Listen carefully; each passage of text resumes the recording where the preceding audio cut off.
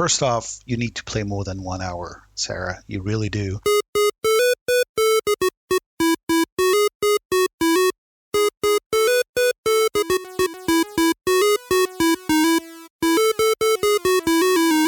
Welcome to Open Indie episode number 11, and I'm now connected with someone from France. Could you maybe introduce yourself? Hi, thanks for having me. I'm Raphaël. I'm the exec producer for the game The Architect Paris, developed and published by the studio Enodo Games, located in France, hence me being in France. Let's first talk about your current game, The Architect Paris, which has been released last month, so September 2021. It's, I would say, a builder. I played already like an hour into the game, so my feeling was there's lots of planning, constructing buildings, and also making photos of your constructions. But could you maybe describe an example? What exactly do we see, and maybe what do we hear in the game? Yeah, sure.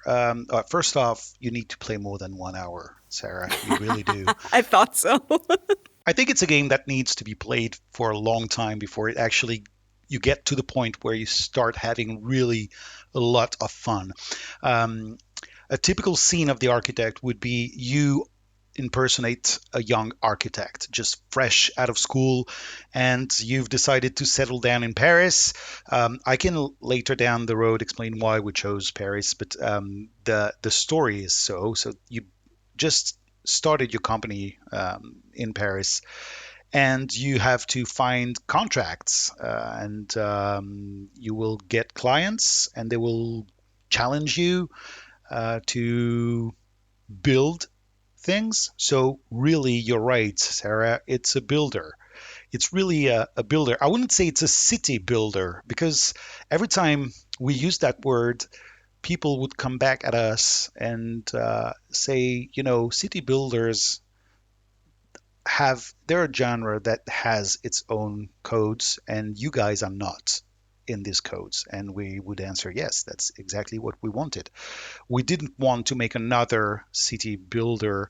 We're big fans of SimCity. We're big fans of City Skylines. All the team has played hours of these games, and we love it. And we think that it's such a great job. It would be crazy to go after these guys. So we tried to find another way to think about the city, I guess.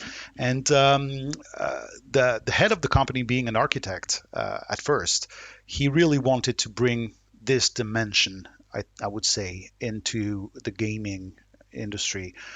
Maybe, what, in most city builders, you're like the mayor of the city, but you're really not the mayor, because you're kind of a god, also, like, looking downward.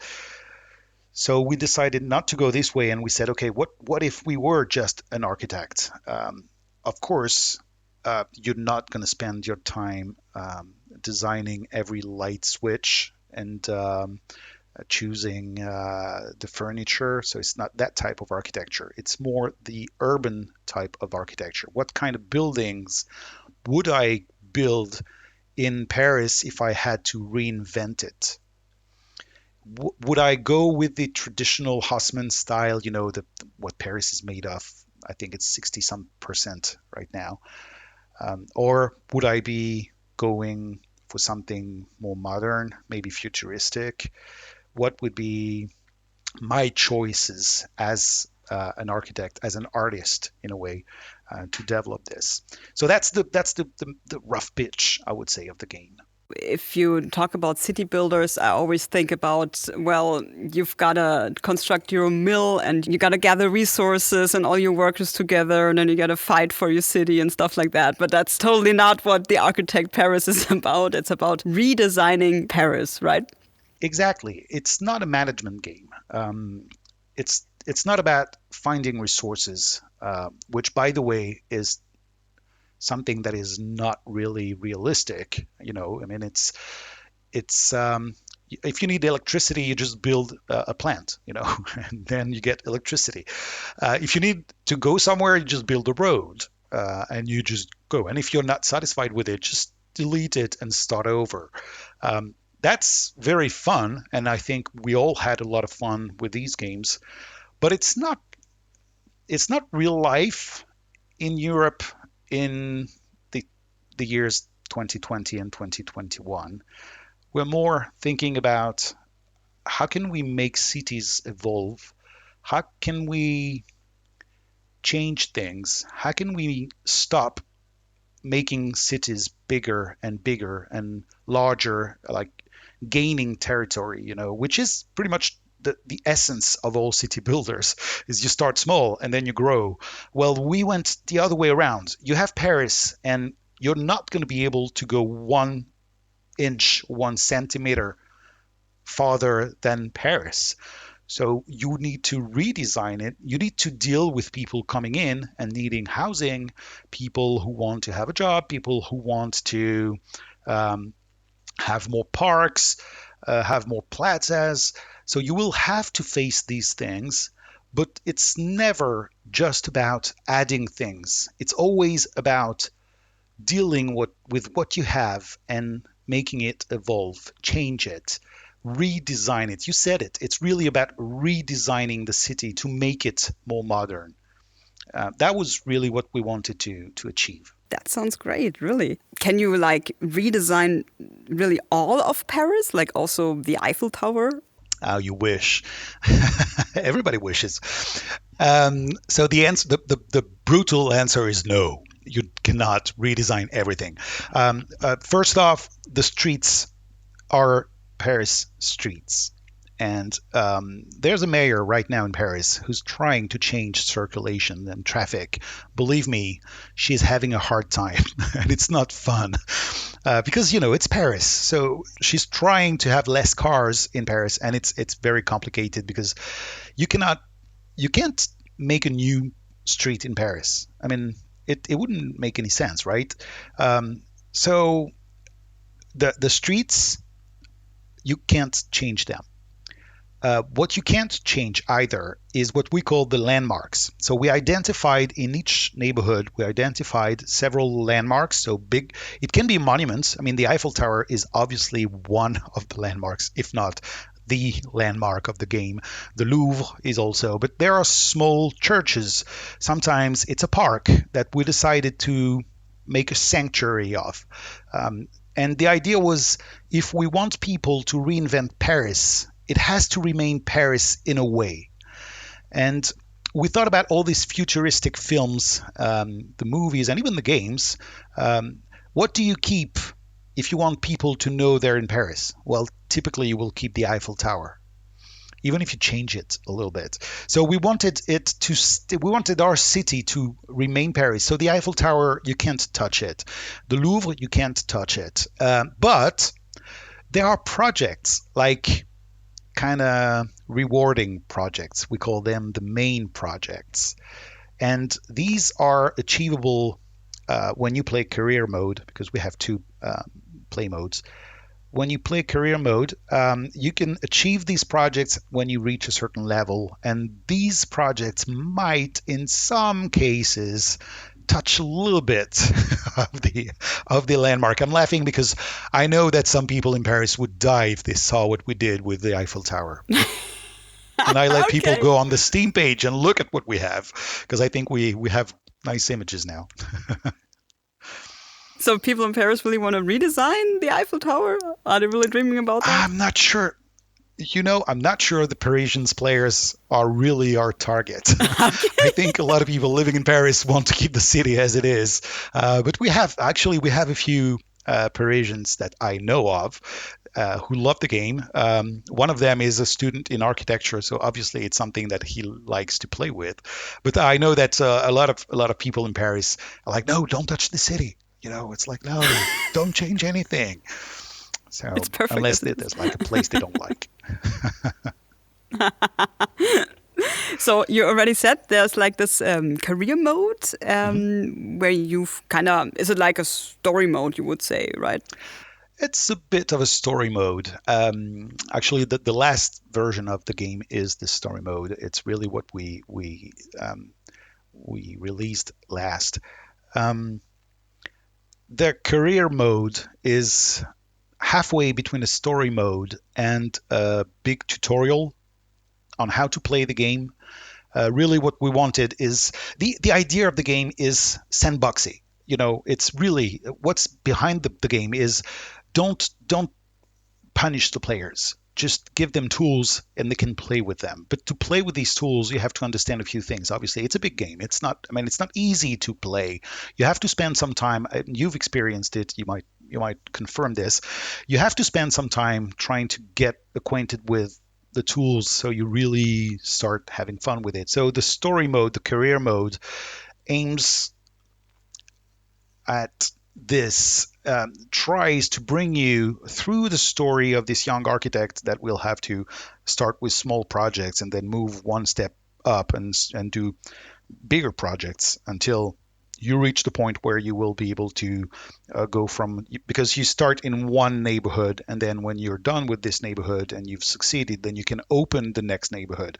We can go through the gameplay later. So yeah, to answer your question, it's not really a story mode. It's more of a tutorial, like a huge tutorial that you can play several times.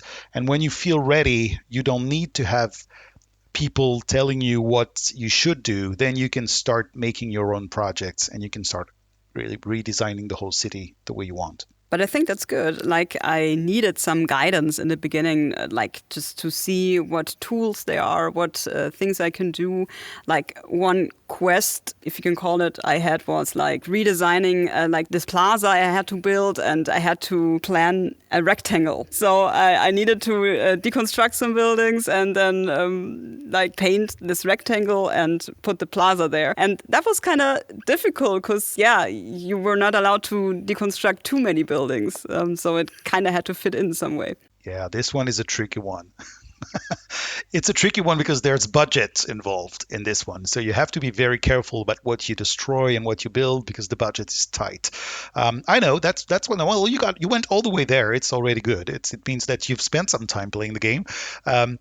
Yeah, it's sometimes it's a bit of a puzzle, and you have to find one of the right ways. What we tried, I think, succeeded to do is that there's never just one way to do things. You can always find your way to achieve the project and to manage your goals and to go the next step. So that was an important thing. So it's tricky, but it's always doable, obviously. And sometimes people come up with solutions that we had never thought about. And that's what's fun, right? You see people, it's not like people cheating in an FPS game. So like, it's not a bug. It's just like, oh, okay. Oh, yeah, that's smart. You could do that. And that's why we have a community that we love, because they share a lot of their solutions and images. And yeah, it's fun to see how people will try sometimes just to reach the goal, and they don't really care about how it looks. Obviously, you can tell. And some other people will be like, I can't reach the goal. And sometimes it's because they're so careful about what they're doing that it's hard for them to just, they don't want to destroy this building because they find it beautiful, but they will have to. So maybe they can find a way to replace it with something else that they like too. That's the idea. I also shared my constructions with the community, but mine were not that special. I just played a bit around with the photo mode in the game and did something with color, and I don't know, that it kind of looks good and looks like I made something big, but I didn't know. I had to learn the mechanics. I haven't looked, but I will. Now that you've told me, I will look God, at what you shared. Please don't. Obviously.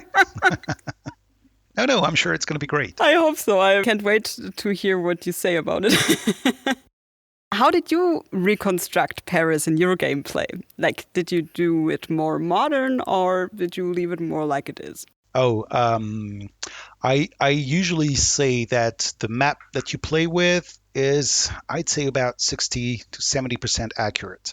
So all the streets are there. If you took the map we have and you just like overlay the real Paris, the streets are the same. What we've changed a little bit is the shape or the composition of blocks, because in reality a block is a group of buildings that is surrounded by streets. Okay, for those who wouldn't be familiar with the term, So sometimes you have blocks in Paris that have buildings so small that it would be crazy to ask players to click on them. It would be, it would be a nightmare actually. So we decided to remove these and sometimes to make it simpler. But every time you see a building, the real Paris will have the same type of building. So there again, we had to simplify things. I have to explain that the map that you play with is entirely procedural. So it means that it's when you start the game, there's only data, right? And the map will be built when you start the game.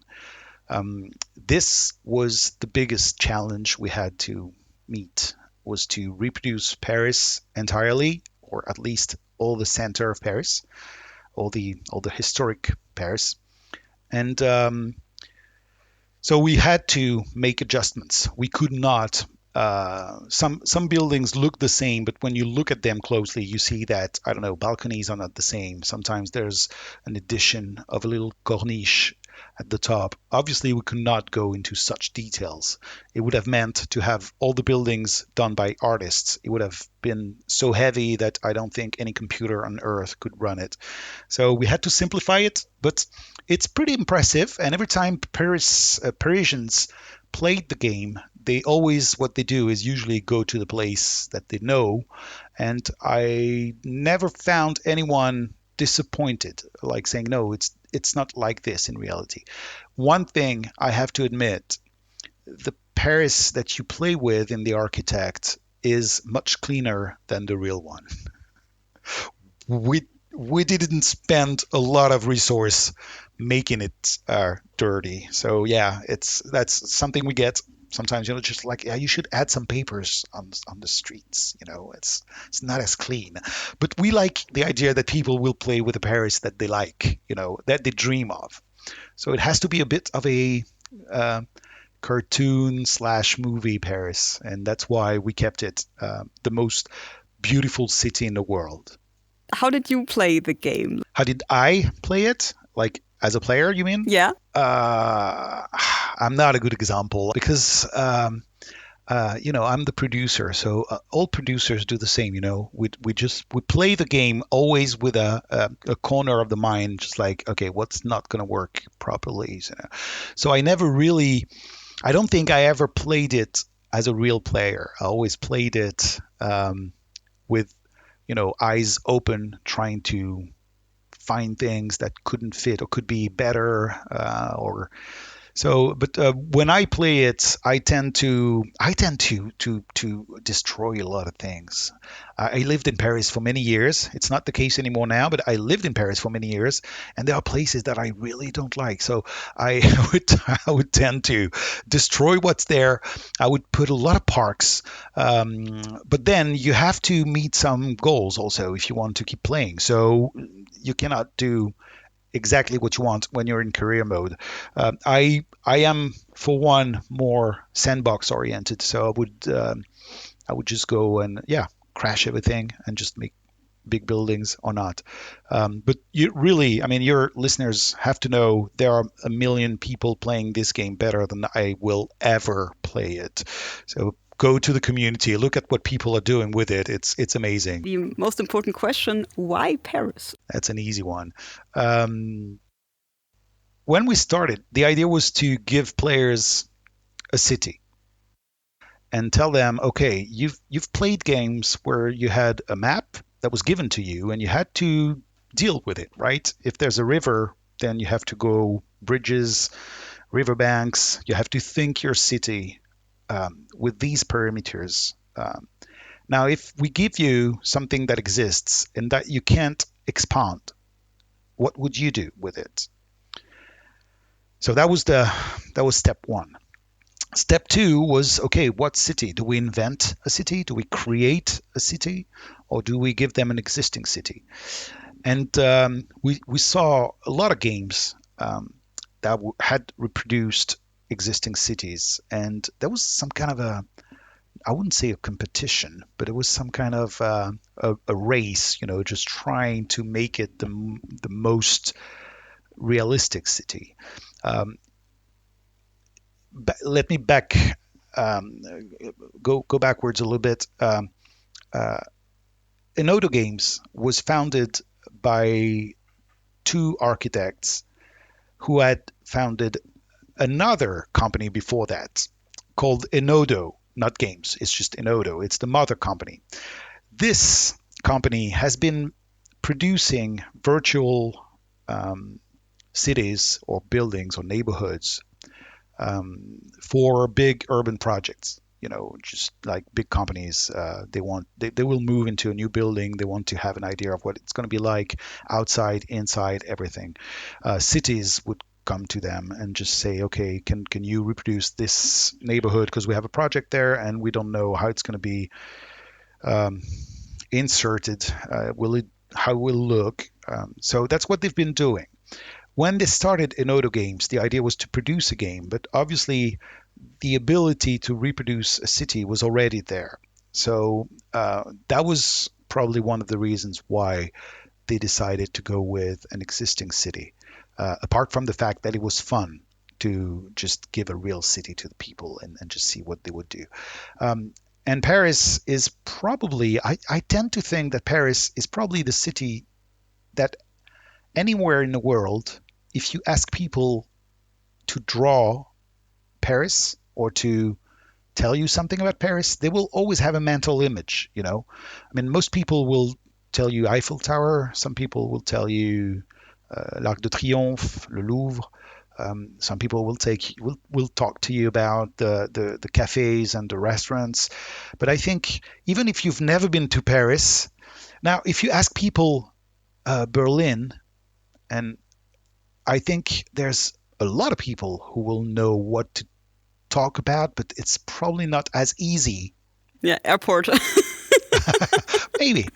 No. I mean, there's not just that. I mean, with New York, Manhattan, especially, what city in the world does bring a mental image so easily as Paris? So we thought it was fun. Now, I must say that some players, very early on, as soon as we started talking about the game, some players were like, "Oh, why did you choose Paris? Why we don't want to destroy Paris? It's one of the most beautiful cities in the world." And we're like, "Well, you're not supposed to destroy it. You're supposed to change it. It's like." But I think there's room for other ideas and other projects, and obviously that's something we're looking forward. Are you already thinking about doing more cities, like more architect games? We've been thinking about this for a long time, Sarah. Now we had to make Paris. That was already a big challenge. Now, if any producer anywhere, any editor, publisher, I mean, somewhere listens to this podcast and wants to talk about another city, please move forward and we'll discuss it. No, I mean it. It's of course it's something we'd love to do. We'd like to extend the experience, maybe in a different way, maybe change a little bit the rules, the gameplay, but eventually, obviously Paris was just starting point. But you would need more support to make similar games to that. Oh yeah. It's a big game, so it's something that takes a lot of resource. Okay, I see. What type of players will most likely have fun with the Architect Paris? I hope everyone can have some fun. Now, if you only play FIFA on Xbox, obviously it's not the kind of game you're going to like. You have to be creative. Yeah, you have to be creative. Yeah. You have to. Yeah. And you have to be patient, a little bit patient, because you have to learn how to use the different tools that we have designed. There's a drawing board where you can really design your buildings, but there's also a part of this drawing board, it's called the plot editor, where you can really draw the lines of your land. Like a rectangle, yeah. Like the rectangle, exactly. And there are drawing aids. By the way, I don't know, Sarah, if you found them, but you can have a way to make sure that it's a rectangle. Yeah. Okay. True, yeah. But I had too many on, I think, because the numbers were overlapping. I was like, oh. Okay, we can do some support with you. That would be great. We'll do some support. What I mean is that there's a lot of tools. Some of them are easy, like really easy to get to understand, and some take a little more longer. But um, what's fun is that you can always undo whatever you've done. So that's cool. There's no big deal, and it's not the kind of game that you can lose. So grab it, play it. If you can't find your way around it, there's a community that is really helpful, and we have people that have been playing very early on because the game was in early access, as you said. Since February, so we already have a lot of players that are really familiar with it, and now we also have modders that start pitching in their own architecture, and this will be very fun. The Architect Paris is your very first game, and also Enodo Games was only founded this year. So, because it's your very first game, what challenges did you have, and maybe still have? Well, same as any independent studio, we were nobody when we started. We had we were lucky because we had the experience of the mother company, so we already had produced things, and we were able to show what we were able to do pretty fast, I would say. Now, the biggest challenge was reproducing Paris. It took a lot of time. It took a lot of time to find how we would do it, and it took a lot of time to actually do it. So this time, of course, time is money. So we needed funding for a long period of time, because for the longest time it was really hard to. We were sure that we would achieve it, but it was hard to convince people that we actually could make a map that is 100 square kilometer wide, which is the largest map ever made in a game. So it's when we started, people were like, okay, you can make one street, but can you make two streets? Okay, you can make two streets, but can you make a full block, etc., etc. And so it took a lot of time because we didn't have the experience maybe of an older studio. So we started a bit out of the blue, like saying, oh, we can do it. And obviously people were like, yeah, we believe you, show us. And so for indies that haven't had the experience, guys, just be patient, be strong, because it's a hell of a road to go and get people to invest in your game. But once you found the good partners, the right partners, then it's really, really great. And once we had secured budget, obviously we had proofs to provide of what we were able to do. But once we had secured everything, it was really exciting. So I would say it's both the hardest part and the most exciting part is really to bring your project to the world and say, okay, this is what I want to do. And then you have to convince them, and sometimes it works, sometimes it doesn't work, sometimes it works and then it doesn't work anymore. And you have to always keep your team going. I really had fun producing this. Really, it was. We didn't sleep a lot, but we had a lot of fun. Yeah, I always admire this. That people like you, they say, we just try it. Yeah, we have this idea, and we are creative, and we're having fun, and we want to do this project. That's our goal, and I think it's great that you just go on and do it. Yeah, of course, things never work out the way you want them to be. That's life. Yeah, things can go up, things can go down, but I think it's great that you did it. Well, thank you. It was and it was really a fun ride. And if you believe in your project, there's nobody can stop you. You just need to find the right people to make it with. As we already said, the Architect Paris release was in September 2021, and the early access phase started in February 2021. What player feedback did you get in the early access phase? Oh, it was tough. Players are tough, but we knew it. Actually, to be honest, we had to release the game at one point, so we decided to go with early access as early as February, and we gave ourselves a few months to finish the game.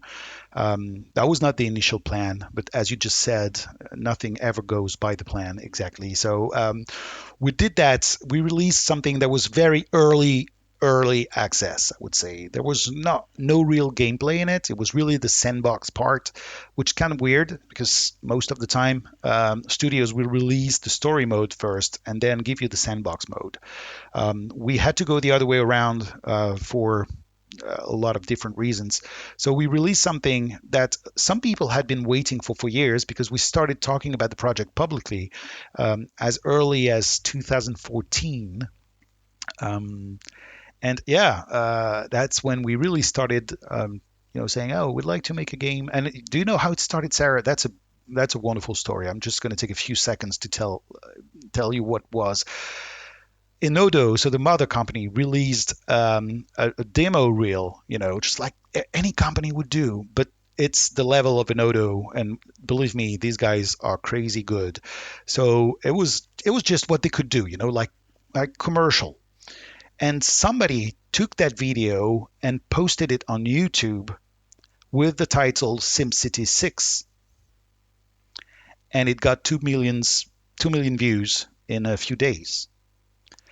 And then people were like, this is not a game. And some people were like, no, it's Enodo. Actually, I found the same video there, and look, it's just a company making that. And a lot of people were like going, yeah, but that would be so great if it looked like this.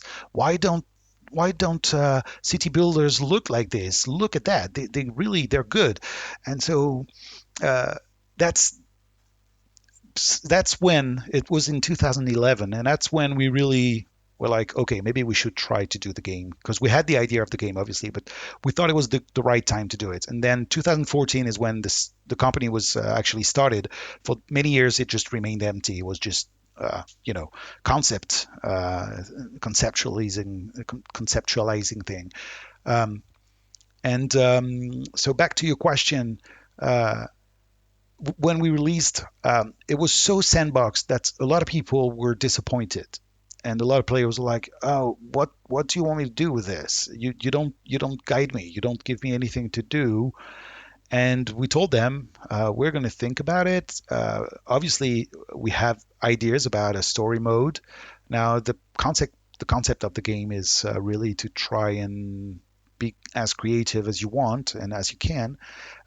So it was tough. Early access was tough because we had to convince people that we were moving. But we have a wonderful team that was really ready to switch, to take U-turns if needed, to change things. So that really helped because when we started seeing that people were really uh, disappointed, we're like, okay, so we need to go full story mode for the next few months and come up with something that they will really like. Hopefully they are, and they will. But that was, yeah, it was complicated, and we felt a bit guilty because we didn't want to disappoint people. And it's always hard to have your players saying that's not the game I wanted. Now, some people really loved it immediately, and they're still playing sandbox, but I think a lot of people were waiting for the career mode to get back to us and to come back to the game actually. Yeah, but it's great that they said something. So then you know what people would want. And you did build in now this career mode where you are being guided. I'm also like this type of player. I also need a guide always. And Sandbox is not so much for me because I also then don't know what to do and also don't know what I can do. So, yeah, but it's great. I mean, that's also the point of early access, I think, to just get a feeling of what players would want, what they would need. And so, but I hope the feedback is better now. Yeah, it is. It Okay, is. It is. It's much. perfect. Well, it wasn't bad. It's just that some players just lost interest for a while because they tried the game and it didn't meet their expectations. So they didn't play it, and if they didn't play it, they didn't give any feedback. Now we're hoping that all of them, most of them at least, will come back to the game, but they have to try it again and tell us. And I mean, we still have a little room for improvement, even though now that the final game is out. We would like to move on to a new project. Uh-huh. Which one? I'm not going to tell you anything about that. Um, we have What? several ideas. We're a studio. Okay. Are you still doing for the Architect Paris some more updates? Or I read something about more designs for the game. Yes, there will be a few more updates and designs and content that will be added. Also, because the game just released, we have a support team that is ready to make adjustments if needed. And I mean, I'm not certain that there will be a lot of them, but I'm kind of certain that there will be adjustments to be to make. There's always things that can be unbettered, and yeah, and we're trying to have a Mac version also, which that's a big thing because we're thinking about people playing with Macs and they might want to play the game. So even though they can, because you can play with GeForce now, the NVIDIA platform. So I know some people who don't have like big machines and they play the game through GeForce now and they're having fun with it. It works really well. And because it's not a shooter, it doesn't matter if sometimes it lags a little bit. You don't lose your game. It's you're not mining bitcoins. What moment in your life as a developer or game producer will you always remember? Is there something? Well, it's the first game release. The early access release was just how would I say that? It was a relief.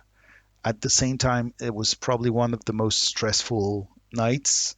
Um, we had been working on this project since 2014 for some, and hard work had started late 2017. So when we released in February, it was over. It was well, uh, 3 years and some months after we started. It's not that big. I mean, some games take 5 to 10 years to develop, but to us, with the means we had, with the resources we had, it was a long ride and it was a bumpy ride. I think what we achieved as a young studio, not a lot of seniors on the team. Most people were pretty fresh to the industry. Um, I think we achieved something really, really great. So release day of the early access, the first time the game actually was given to people, is something I will always remember. The team was all there at the studio. We had bought everything we needed to have a nice evening. There was obviously champagne involved because it was release day and we're in France. But nobody wanted to drink anything. Nobody wanted to eat anything before we had the first feedbacks. And so everywhere we had this big screen, and we were looking at what people were saying on the Discord channel of the studio and the game. And so everybody was like, let's not do anything until there's one people saying I started playing and I love it. And that was it was a great moment, and we were all excited. And then the next day we had to start working because obviously some things were not perfect, and so we knew that it wasn't just the beginning of something. It wasn't the end of anything. But that's a nice memory, I think. May I ask where you're getting support from at the moment? Because you said before that you're looking for a publisher still. Well, we have financial partners that have been following us.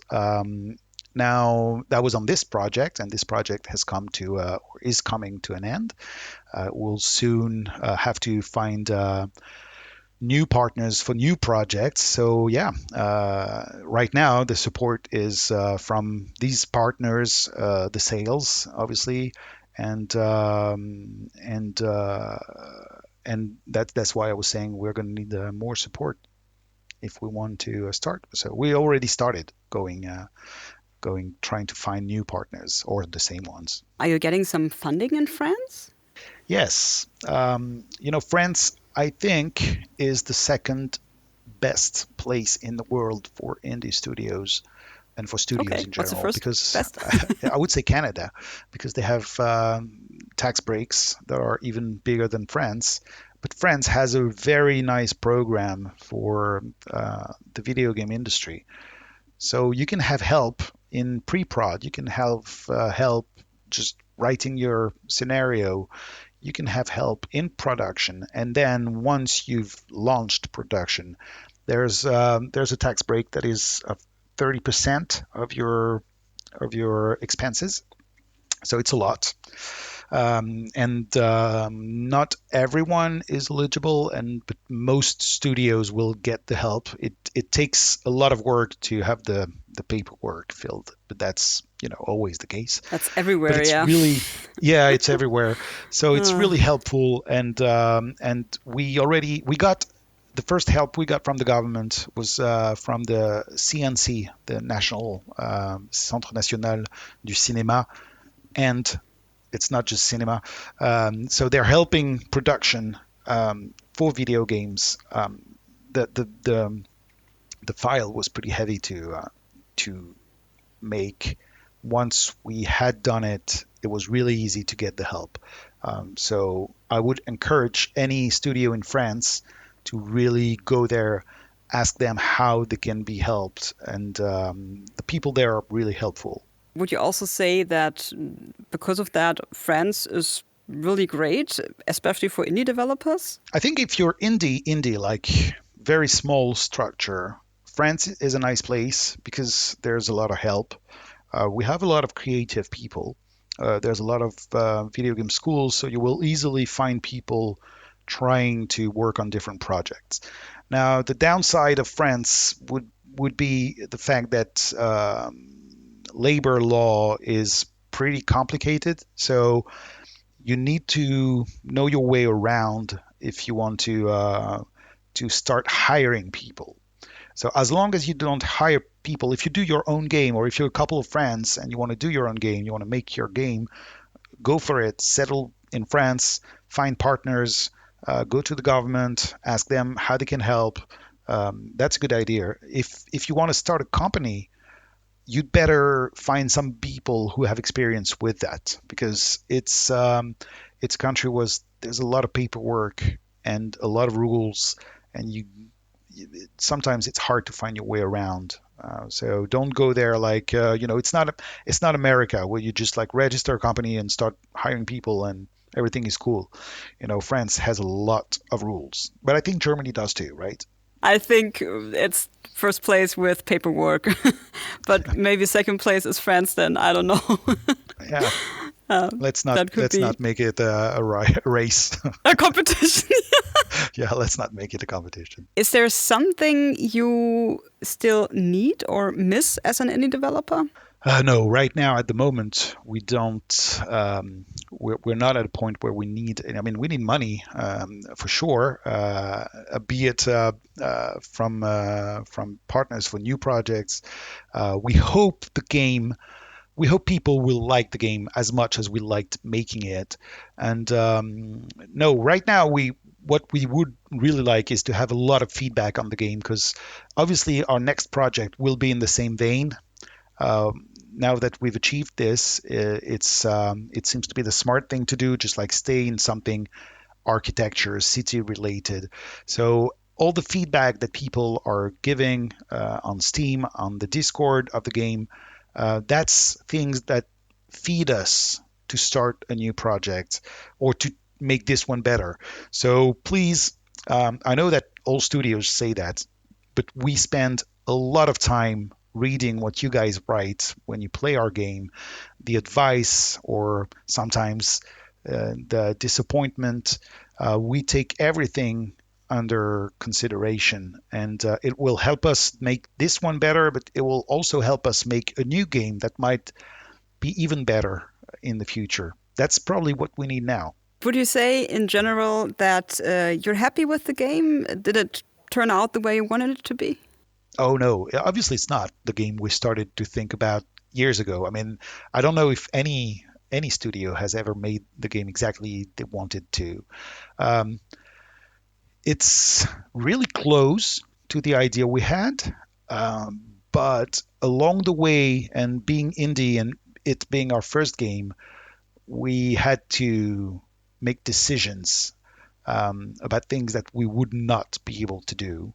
Uh, we had a lot of ambition, especially if you've played the game, you know about people, planet, and profit, which are the three sides of the same dice, I would say. Um, Initially, this was supposed to be much more present in the game. It was supposed to be much more about sustainability, and we had to come to the conclusion that if we took that road, it would not be a fun game because we didn't have the time and resource to make it a fun game. I'm not saying it can't be done, but we just didn't have that kind of time. So we stuck to what we knew we could do, which was creativity and giving tools for people to play with and to just like take a step back and look at their city and like be happy about what they've done. And if they're not, then start over. Um, so yeah, I'm happy with what the game is, but I can't say that it's the game we had in mind in 2014 when four of us started talking about this. Still, you made it. It's your very first project, and I think all the learnings you'll get from it, that's something you can then put to good use in your next project. And yeah, I'm really excited what that project will be in the end. Keep us updated, please. Thank you. I will. I sure will, Sarah. Perfect. Then, Raphael, thank you so much for being here on the show. And I wish you all the best. And yeah, I can't wait what there's still to come. Thanks for having me, and all the best to your podcast and to all the listeners. I was really happy to be part of this.